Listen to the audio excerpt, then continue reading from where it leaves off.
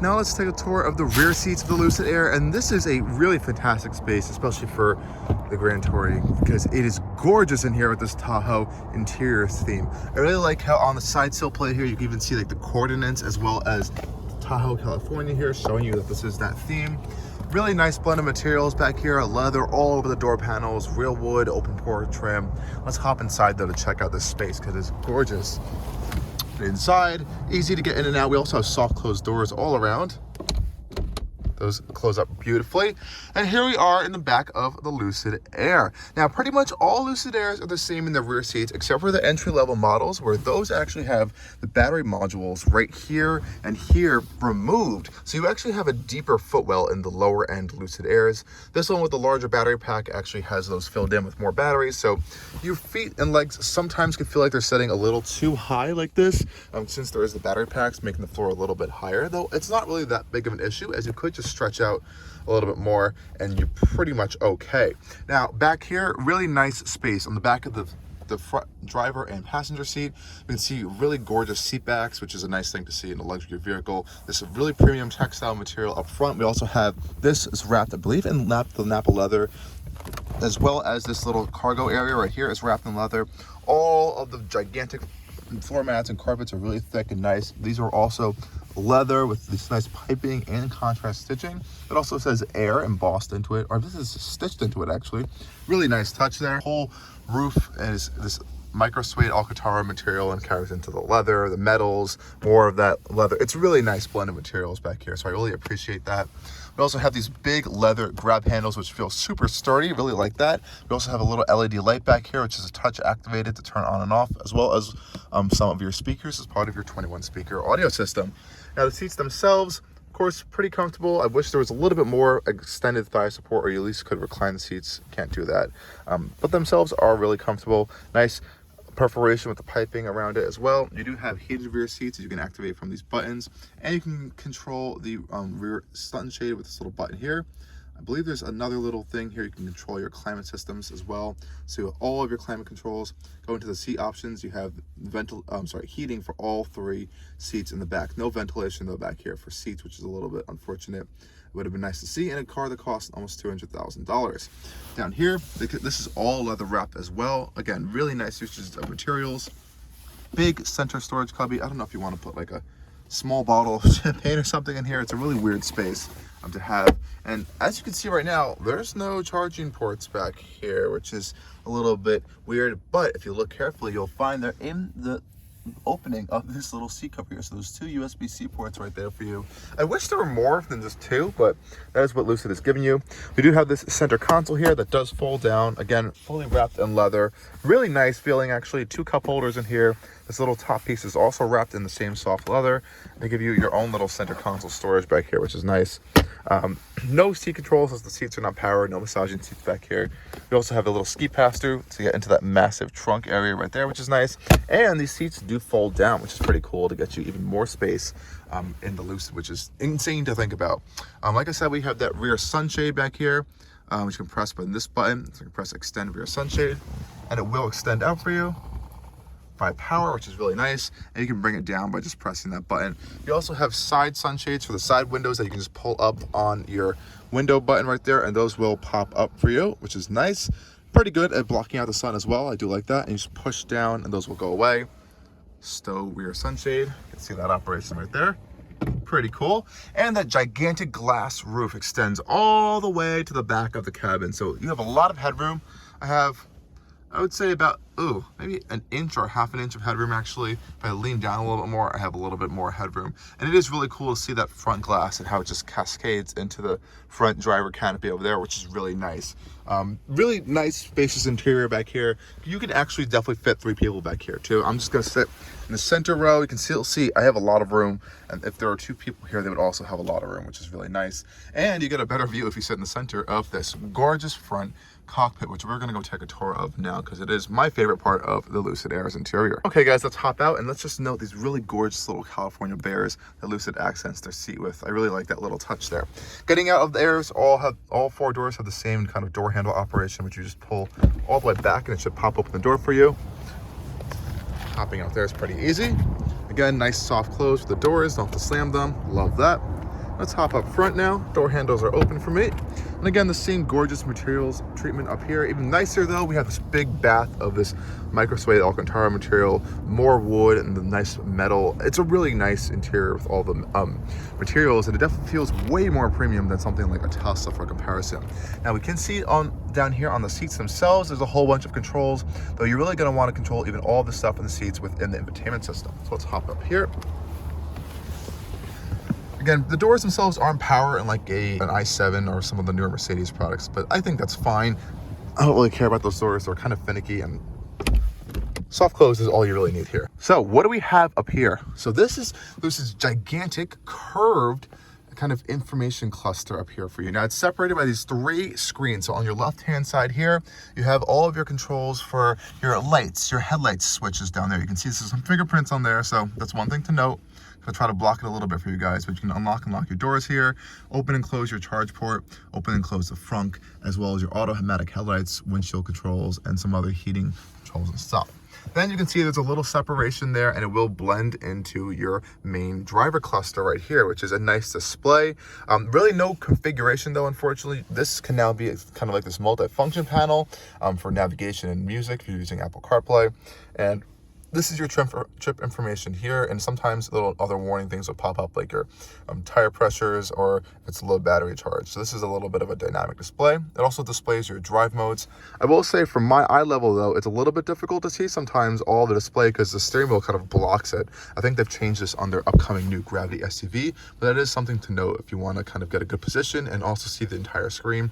Porsche also has this issue though, so it's not a Lucid issue only. Right here you can see hidden are these infrared cameras to watch your face and eyes for driver attention monitoring, as well as for your highway driving assist. That can be adjusted in that screen settings. And then we have these kind of 2 displays here. So up top is our kind of main infotainment display, I would kind of call it. You have your home, navigation here. You also have music, all these different music options you can see built in, as well as your phone. And of course the navigation system is really cool because it interacts with this lower display. So let's say if I open up this little panel here, you can see a whole bunch of different kind of destination ideas. You can actually throw this down here. See if I can show you this. It'll come down here so you can access it a little bit easier. You'll also see the map behind you. So I'm looking for charging. I can press charging stations and it'll kind of give me an overview display. I can control them on here, select it up there, and then eventually just swipe it back up to this display so I can keep my controls on here. Now that I'm on the screen, it'll also show me that it's still there. So that's really cool of a feature. Some of the other displays do that, such as the music displays as well. I can just slide that down. You get a bigger, kind of more dynamic screen to kind of play around with. So Lucid's technology in the interior and all the UI and the software has definitely improved since the earlier ones that I've been in, like dramatically. So this is nice to see that everything's been functioning a little bit more smoothly. This lower screen here controls a lot more stuff. First screen we have here is kind of your drive settings. You have your 3 drive modes, smooth, swift, and sprint. They'll unlock different power levels for this particular model. We also can see our controls for our steering wheel. You can kind of control these buttons here. You also have your side mirrors and your mirror folding. You can also control your trunk and locks here as well, as an addition to that little side panel. And you can see your master brightness for your entire interior panels, which is really nice to have right there. Up top, we have some more things for your openings, for your charge port, trunks and stuff. And here are the full master seat controls. So you can see all of the different options here to control your different seat areas, which is crazy. You can also control the passenger seat as well, which has the same amount of options. Full seat massage system, so you can see all your different types of massage as well as intensity, and turn that on. It will turn on for a certain start position. It's a pretty good massage actually, not too bad. Here are your interior themes. This is for your ambient lighting. We have escape and space, solitude, serene, wonder. There's a whole bunch, and that will change ambient lighting throughout the under of the dash, as well as this center light strip on the top bar, which looks really cool, and in the rear and the door panels.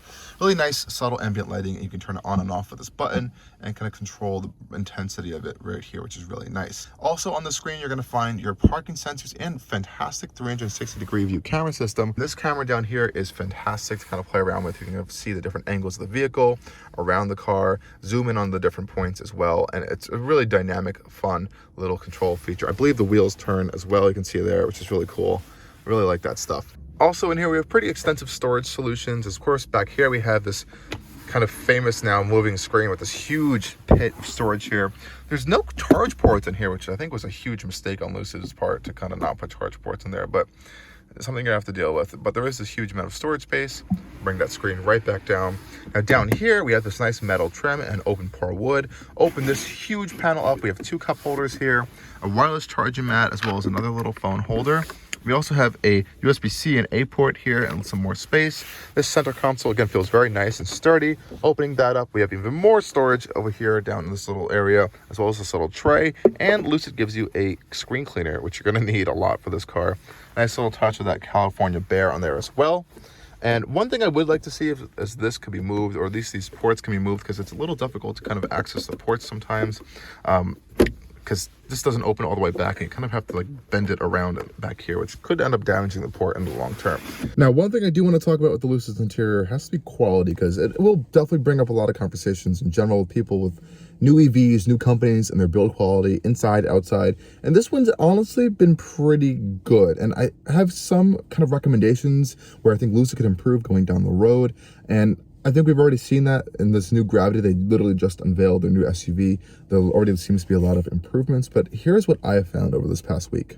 So off the bat here, my one annoyance that I've had with this car really in the interior is the steering wheel. And it doesn't really have anything to do with the actual design. It's just that it creaks. I'm not sure if it's a centerpiece here, but I've just noticed a lot of creaking from it. Anytime I turn the wheel or even just like move it a little bit, I'm gonna try to replicate it a little bit here. And this panel just doesn't feel very secure on here, which is a little weird. That actually just activated the voice assistant, which is weird. And on top of that, this just feels like it could be put together a little bit better, this kind of bracing section. Every time I turn the wheel, here, you can kind of hear that creaking just a little bit going on there. It's a little bit annoying, especially if you don't have any radio or any kind of like music going on. It's all you can hear. Next up are these little buttons and dials here. I like their concept, but I think they need to be built a little bit better. They feel a little bit cheap in their operation. For example, they just don't feel like particularly high quality. The damping could be a little bit better if I'm really being nitpicky, and they're kind of a little loose in their space right there. That also goes for this one as well. And I think it could be a little bit more intuitive, because you actually have to press down on these for some functions, and I didn't even honestly know that until I dug into the car a little bit more. Otherwise, these buttons have been completely fine. They're not touch buttons, they're actual hard buttons, which is nice. Other complaints in here, there really haven't been any actually. This screen has worked fine, especially with its operation, closing and opening. No issues there. Again, if I'm going to be really nitpicky, this mechanism could be a little bit smoother. It feels a little rough. It almost sounds like the panels are rubbing against each other. But again, no issues there. One major ergonomics complaint I have is this charging port location down here, as well as the wireless charging situation. This doesn't really fit all phones, and it's really clunky to kind of use. Phones also get really hot, I've noticed in here. You kind of have to take your case off as well to kind of access this charging port. And then comes these 2 plugs. I think there needs to be more plugs up here, and also this location is simply terrible because this door doesn't fully go back, and since that is the case, you can't really put things in here too well. If something has a large kind of like charge area, it may not fit in here without you really severely bending the cables, which is really weird to kind of deal with. And it's kind of scratched up a little, so this could be kind of reconfigured hopefully a little bit in future models, but otherwise no real issues there. The glove box operation works fine, though it does sound a little bit thin and cheap when closing it. I guess that's one complaint I may have. No other actual like true quality issues I've noticed in here. I mean, if I'm going to be really nitpicky, this A-pillar could be a little bit more secured, I guess. I haven't really noticed any creaks or rattles other than this headrest kind of creaking a little bit. It doesn't sound bad when you're on the road. I'm not sure if it's this one or the headrest just creak a little bit, which is weird. Again, that's it. I'm being really nitpicky here. Otherwise, generally, I've had no problems over this past week. And that also goes for the exterior build quality. I haven't had any issues there whatsoever. Soft close works perfectly fine inside on all 4 doors. The key and the proximity sensing for this car is just god awful, though. They need to work on that. I don't know what's going on with it, but this key and the whole system of that needs to be worked on. Otherwise, in here, pretty good. All of the materials feel really nice. The leathers feel really nice, soft, supple. They smell good. The dash is put together really well. Feels fantastic with this leather and this nice kind of Alcantara micro suede trim on there. Same thing goes for the headliner, as well as the center light strip is wrapped in that nice micro suede material. So